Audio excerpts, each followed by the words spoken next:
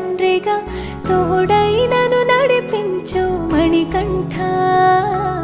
కష్టాలే తరిమినా కన్నీరే ముంచిన నీవే నాకు దిక్కు కదా అయ్యప్ప.